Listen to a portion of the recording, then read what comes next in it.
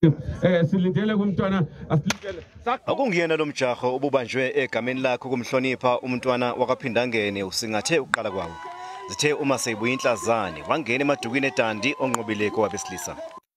Kunzima futhi ukuba manje insizwe bekade zi-ready for Umjaho lo kodwa ke ngenxa yokuthanjena esithandazile sonke kuseni sawathanjena ngesibonisa nje sokubuka Umjaho.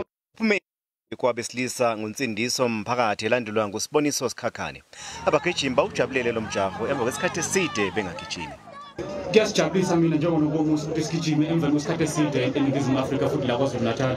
Esithemba ukuthi kusuka manje kuya phambili kuningi esizokuthola baningi abahleli ama-race abazokufunda ukuthi ama-race ayenzeka siyayilandela imigomo ngendlela efanelekile. Ukusuka manje kuya phambili nginethemba lokuthi ngizokwenza kahle ngizotraina kahle. Unqotshwe nguLoveness Madziva walandelwa nguNtombisinthu Mfunzi endaweni yesibili kanti yesithathu ithathwe nguNontokozo Mkhize. Lomjaho okuhloswe ngawo ukuthuthukisa intsha ukugqugquzela ukuphila ngendlela enempilo ukubumbanisa umphakathi nokwakha isizwe ngezemidlalo nobuciko. Kube into enkulu kakhulu ukuthi lo esimhloniphe ngawo Lomjaho ubuqanjwe ngaye abe khona ahlale nathi usuku lonke lesikhathi sonke ngikathi sisebenza Lomjaho abeke namazwi aqotho.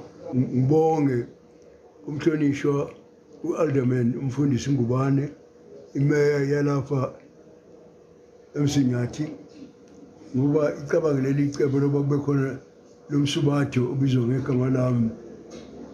Angisho ukuthi ngisho ngoba lokuqhambisa igama lami kodwa ngisho ngoba lokho kwenzile kuyisicawu esidala izinto eziningi esizayo esimene sikhona ezweni lakithi.